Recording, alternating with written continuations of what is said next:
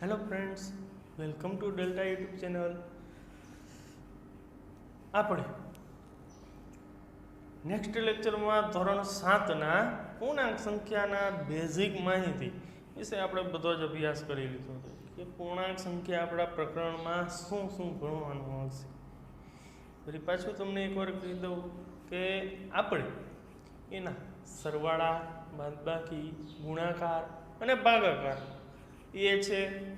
એના ઉપરાંત એના સંવૃત્તાનો નિયમ છે, ક્રમનો નિયમ છે, જૂથનો નિયમ છે. પછી આપણે તટસ્થ સંખ્યા જે જોઈ હતી કે સરવાળા માટેની તટસ્થ સંખ્યા કઈ છે, ત્યારબાદ ગુણાકાર માટેની તટસ્થ સંખ્યા કઈ છે તે આપણે જોયું હતું.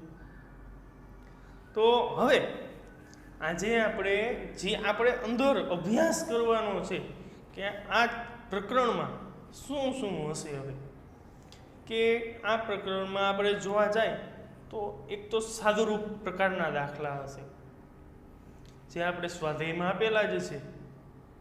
હું અમુક દાખલા અહીંયા કરાવું છું, બાકીના તમારે જાતે મહેનત કરવાની છે અને જાતે કરવાના છે. જો તમને એમાં પ્રોબ્લેમ પડે તો બેઝિઝક પૂછી જોજો. તો આપણે એવો જ એક્ઝામ્પલ આપણે શરૂઆત કરીએ. સાદુરૂપ આપો. આપણે સરવાળા બાદબાકી તો શીખી જ ગયા છે, હવે આપણે સાદુરૂપ આપતા શીખીએ. સાદુરૂપ એટલે કાંઈ નથી, સરવાળો કરવાનો હોય તો સરવાળાની ક્રિયા હોય તો સરવાળો કરવાનો, બાદબાકીની ક્રિયા હોય તો બાદબાકી કરવાની, ગુણાકાર આપ્યો હોય તો ગુણાકાર કરવાનો. આપણે સ્પષ્ટ રીતે દેખાયેલું હોય એમાં આપણે દેખાઈએ જ કે આમાં શું કરવાનું છે. તો કે જોઈએ આપણે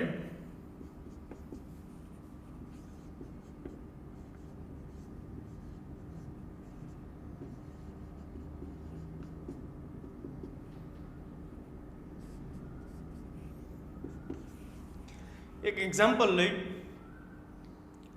સિમ્પલી 25 + 45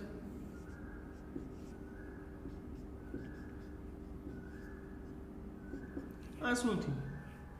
સાદુરૂપ આપવાનું છે પણ ક્રિયા શું છે તો કે સરવાળાની. તો શું કરવાનું થયું? આપણે આમાં સરવાળો જ કરવાનો થાય. તો 25 + 45 આપણે સરવાળો કરી તો કે 5 ને 5 10 નું શું વધારે પડી 1, 4 ને 2 6 અને 1 7. આ આપી દીધું આપણે એનું સાદુરૂપ. સિમ્પલી છે, કાંઈ આમાં છે નહીં. આવું જ સાદુરૂપ આવે છે વિદ્યાર્થી મિત્રો. અઘરું તો કે ના. આગળ જાય થોડુંક ડિફિકલ્ટ લઈ.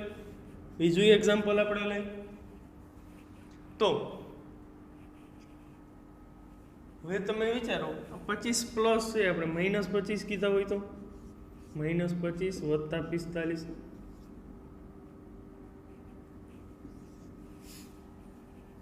તો યાદ કરવાનું આપણે. મેં તમને કીધું હતું કે જ્યારે બંને નિશાની સરખી હોય તો સરવાળો કરવાનો અને જે સમાન નિશાની હોય એ મેળ દેવાની.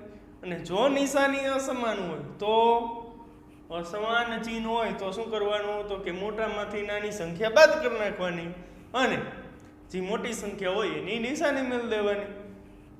બરોબર કે નહીં? તો અહીંયા જો એક છે, આ 25 છે કેવા છે તો કે ઋણ, 45 છે કેવા છે ધન. બરોબર? તો આપણે શું કરશે? બંને ચિહ્ન કેવા છે? અલગ અલગ આપેલા છે.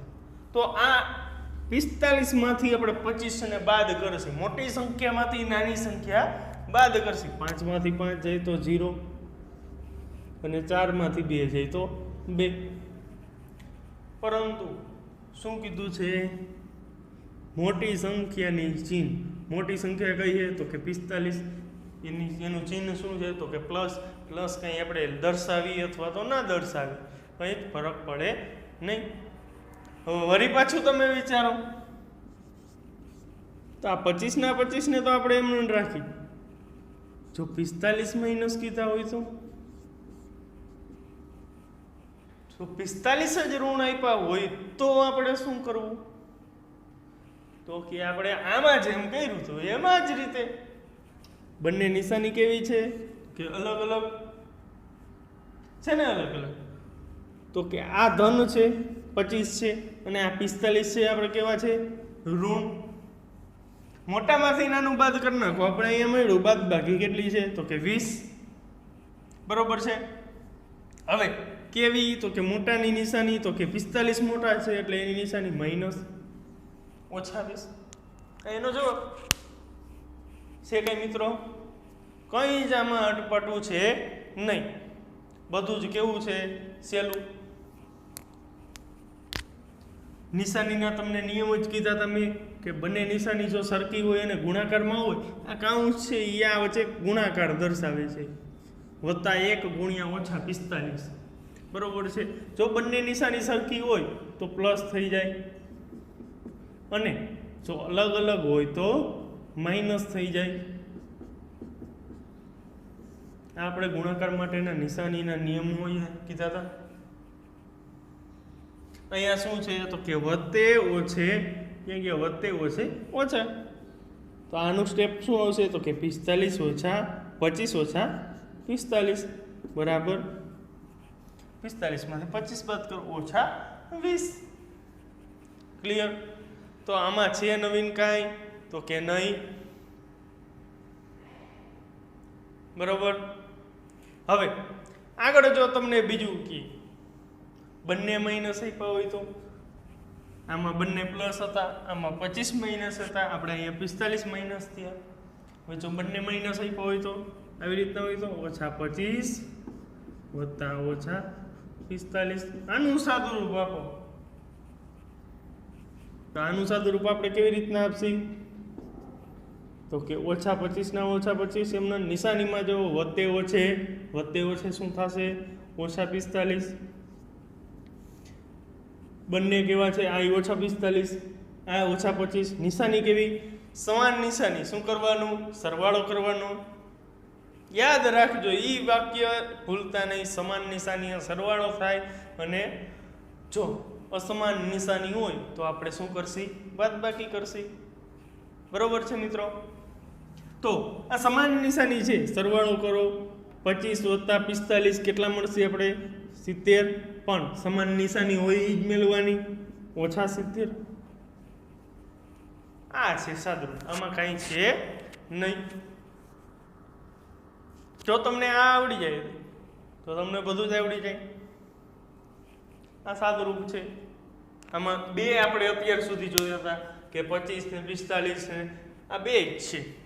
એમાં ત્રીજી પણ તમને કી, ત્રીજી સંખ્યા ફેરે ફેરી એડ કરીને કી, તો એમાં કાંઈ ન હોય, ગમે તે બેનું પહેલાં સાદુરૂપ આપી દેવાનું, ત્રીજી એમને લેવાની. આ જવાબ મળ્યો એની સાથે ત્રીજીનું સાદુરૂપ આપવાનું, નવીન કાંઈ થાય નહીં.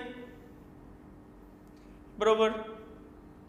હવે આપણે સંખ્યા રેખા ઉપર જાય. સંખ્યા રેખાની માહિતી તો તમને બધાને ખબર જ હશે, કાલે જોયું.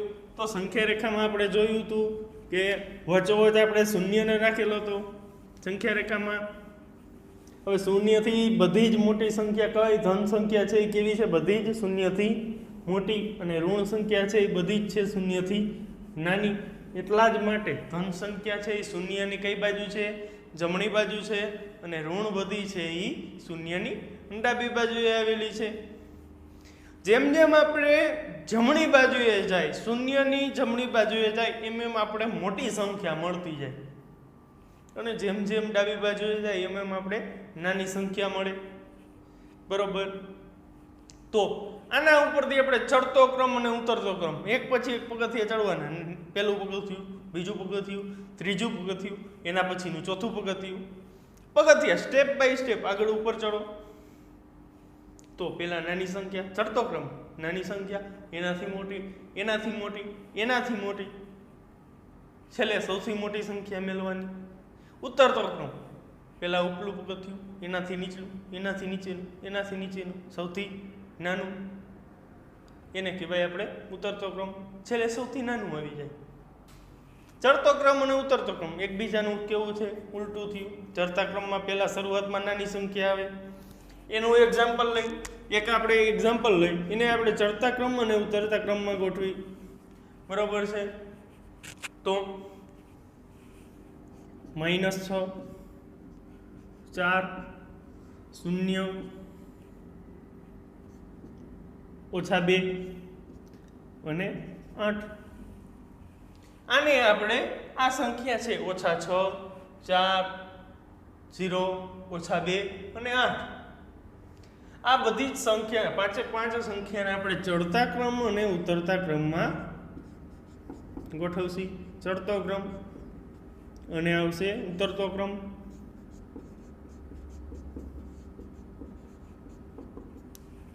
ચડતા ક્રમથી ઊંધું હશે એ ઉતરતો ક્રમ થશે. હવે ચડતો ક્રમ એટલે સૌથી નાની સંખ્યા. આમાં સૌથી નાની કઈ દેખાય છે? 0. તો કે ના. -2. તો કે ના. -2 થી નાની -6. ઓછા છે એ 6 છે એ આમાં સૌથી નાની છે. તો સૌની પહેલા શું આવશે? -6. ત્યાર પછી તો કે ઋણ સંખ્યા છે હજી. તો કે આ -2 છે. એના પછી કેટલી વધી? તો કે આ 6 આવી ગઈ, -2 આવી ગઈ, વધી 4, 0 ને 8. એમાં સૌથી નાની કોણ? તો કે 0. પછી તો કે 4 અને સૌથી મોટી 8. આ થયું આપણે ચડતો ક્રમ. હવે એનાથી ઊંધું ઉતરતો ક્રમ એટલે સૌથી મોટી ઊંધેથી લઈ લ્યો અહીંયા 8, પછી 4, પછી 0, પછી -2, પછી તો કે સૌથી નાનામાં નાની -6. આ થયો આપણે એનો ઉતરતો ક્રમ. સાથે સાથે નોટ કરતા રહીજો જેથી કરીને તમને કામ આવે અને આપણે આગળ અભ્યાસ કરીશું. ક્લિયર છે મિત્રો? હવે ચડતો ક્રમ અને ઉતરતો ક્રમ તો આપણે જોઈ લીધો. હવે સંખ્યા રેખાની મદદથી આપણે સરવાળા કરશી અને બાદબાકી કરશી. જો કે તમે ધોરણ 6 માં અભ્યાસ કરી જ ગયા છો કે સંખ્યા રેખાની મદદથી આપણે કેવી રીતના સરવાળા અને બાદબાકી કરવા. એનું બંનેનું એક એક એક્ઝામ્પલ આપણે જોઈ લઈ કે સંખ્યા રેખાની મદદથી આપણે કેવી રીતના સરવાળા કરીશું અને બાદબાકી કરીશું. સંખ્યા રેખાની મદદથી સરવાળા અને બાદબાકી. પહેલા આપણે સરવાળો જોઈ સંખ્યા રેખાની મદદથી.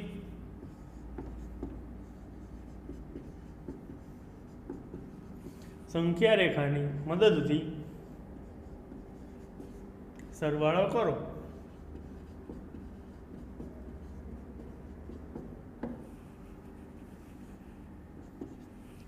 એનું આપણે એક્ઝામ્પલ જોઈએ તો કે કોઈ પણ એક એક્ઝામ્પલ લઈ લઈ. એનો આપણે સંખ્યા રેખાની મદદથી સરવાળો કરશી. -3 + 7 -3 + 7. તો સંખ્યા રેખાની મદદથી કીધું છે એટલે આપણે સૌપ્રથમ સ્કેલ અને પેન્સિલની મદદથી આપણે સંખ્યા રેખા ડ્રો કરશી. અહીંયા આપણે માર્કર છે. સંખ્યા રેખા છે એ હંમેશા કેવી થવી જોઈએ? સીધી જ થવી જોઈએ. આપણે -3 છે જરૂર પડશે. મોટી સંખ્યા 7 છે એટલે જવાબ આપણો ધનમાં આવશે. ક્લિયર છે? આટલું જોઈએ આપણે.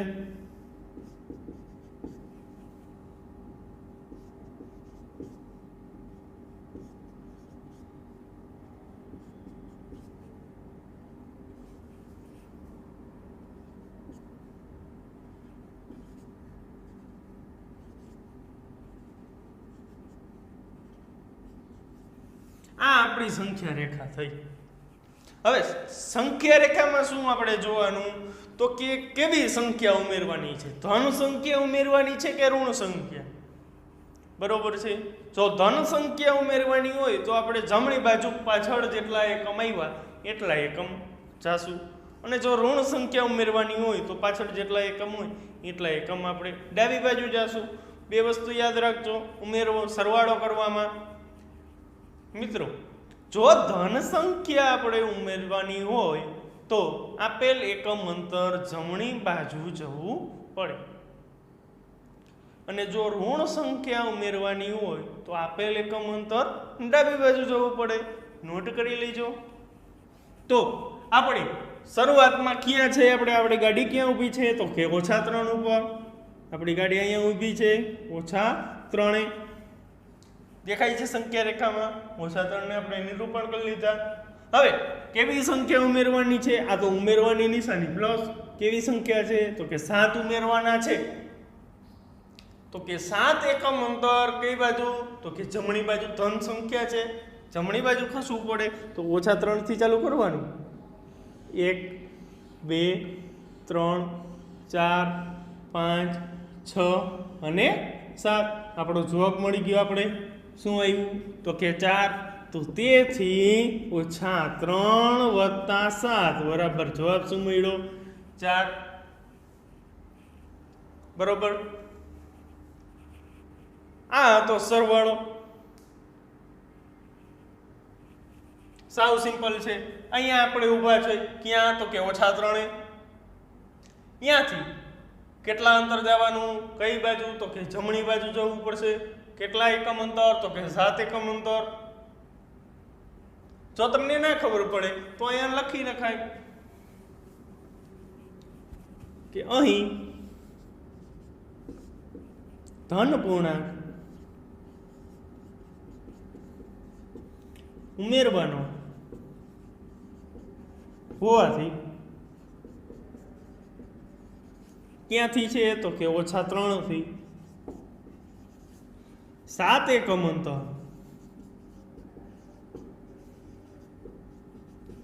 જમણી બાજુ ખસવું પડે.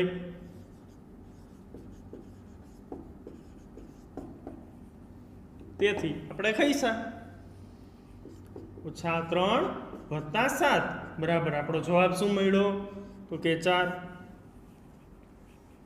અહીંયા આપણો દાખલો કમ્પ્લીટ થાય. આ સંખ્યા રેખાની મદદથી આપણે સરવાળો કર્યો. હવે એવી જ રીતના આપણે સંખ્યા રેખાની મદદથી બાદબાકી પણ કરશી. પરંતુ ખાસ વસ્તુ યાદ રાખજો કે સંખ્યા રેખાની મદદથી જો આપણે સરવાળો ઉમેરવાના હોય, ધન સંખ્યા ઉમેરવાની હોય તો જમણી બાજુ ખસવું પડે, અને જો ઋણ સંખ્યા ઉમેરવાની હોય તો ડાબી બાજુ ખસવું પડે. એકમ અંતર આ તો બધું સરખું જ હશે. બરોબર છે. તો હવે સંખ્યા રેખાની મદદથી આપણે બાદબાકી જોઈ લઈ.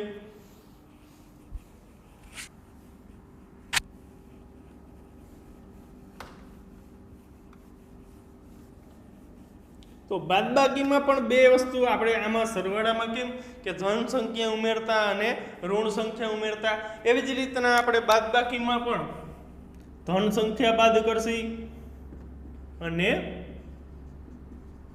ઋણ સંખ્યા બાદ કરશી. સંખ્યા રેખાની મદદથી બાદબાકી કરો. આમાં ધન સંખ્યા ઉમેરી હતી, આમાં આપણે ધન સંખ્યાને બાદ કરશી. કરવી છે ને, ધન સંખ્યા આપણે બાદ કરી તો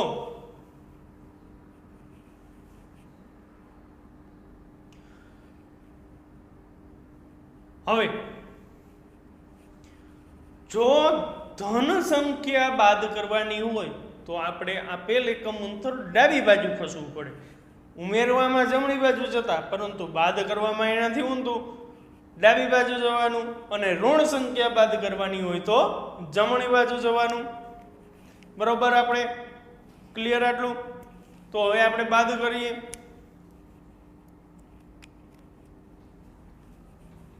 સંખ્યા રેખાની મદદથી બાદબાકી કરો. એક્ઝામ્પલ એનું એક જોઈ લઈએ. તો કે -7 એમાંથી બાદ કરવાના છે. કેટલા કરશી બાદ? તો કે -2. -7 માંથી આપણે બાદ કરીએ -2. સંખ્યા રેખાની મદદથી, એટલે આપણે શરૂઆતમાં સંખ્યા રેખા તો જોશે જ. -7 લગી છે એટલે આપણે અહીંયા ઓછામાં ઓછી સંખ્યા -7 તો જોશે જ.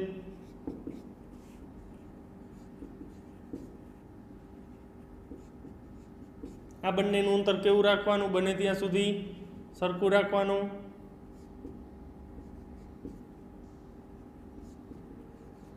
તો કે સરખું જોઈ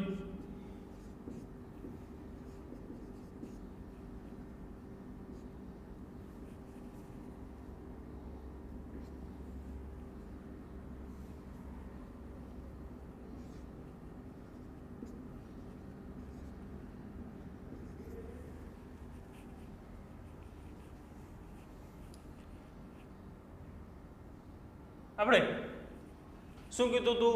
તો કે ધન સંખ્યા બાદ કરવી હોય તો ડાબી બાજુ જવું પડે, ઋણ સંખ્યા બાદ કરવી હોય તો જમણી બાજુ જવું પડશે. યાદ છે બધાને આટલું? ચાલો હવે આપણે બાદબાકી કરીએ તો કે આપણી ગાડી ક્યાં ઊભી છે? તો કે 7 ઊભી છે. રાઉન્ડ અપ કરી દો એને 7 થી. કેટલી બાજુ કઈ સંખ્યા છે? ઋણ સંખ્યા બાદ કરવાની છે. એટલે કઈ બાજુ જવાનું? જમણી બાજુ જવાનું ને. જમણી બાજુ કેટલા એકમ અંતર? 2 એકમ અંતર. નીચે લખી નાખવાનું. અહીં શું છે કે ઋણ સંખ્યા બાદ કરવાની હોવાથી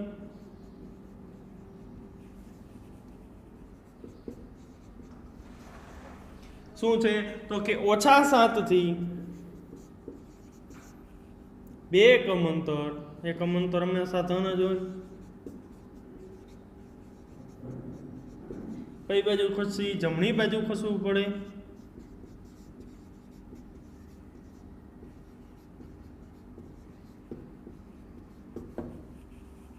બરોબર છે.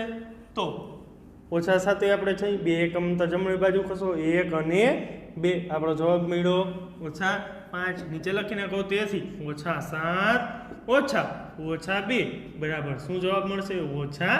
-5. હવે આની જગ્યાએ આપણે ઊંધું લઈ તો જો ધન પૂર્ણાંક બાદ કરી તો આપણે એમાં બીજું પણ ઉદાહરણ લઈ. ધન પૂર્ણાંકને બાદ કરશી. કરવો છે ને બાદ? ધન પૂર્ણાંક આપણે બાદ કરવું હોય તો પેલી બાજુ જવાનું? ડાબી બાજુ. બરોબર ને? તો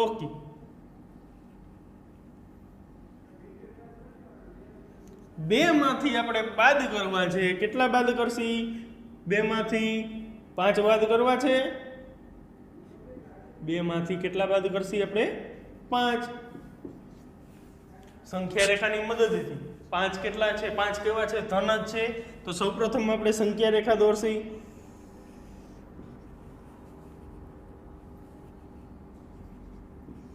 શૂન્ય 1 2 3 ઋણ 1 ઋણ 2 ઋણ 3 ઋણ 4. અહીં શું કરવાનું છે? અહીં કેવા છે? ધન પૂર્ણાંક બાદ કરવાનો હોવાથી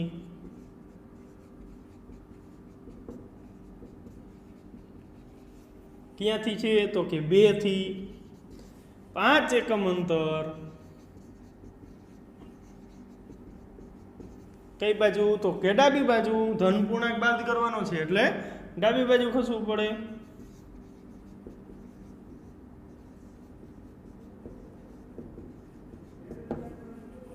તો ક્યાં આપણી ગાડી ઊભી છે? તો કે 2 ઊભી છે ને. બરાબર.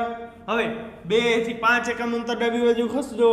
તો કે આ 1 2 3 4 અને 5.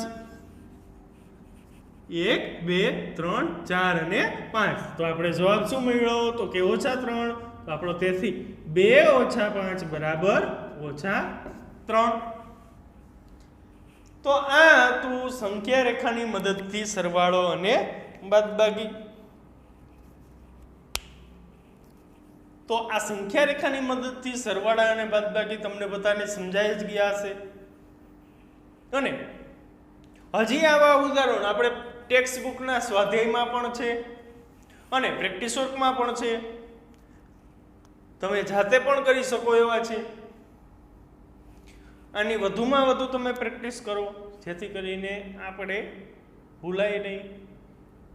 આપણે રિવિઝન થાય, વારંવાર થાય. ચડતો ક્રમ છે, ઉતરતો ક્રમ છે. સંખ્યા રેખાની મદદથી સરવાળા બાદબાકી સાદુરૂપ આપવાના દાખલા છે જે જીવન જરૂરિયાતમાં આપણે કામ આવે છે.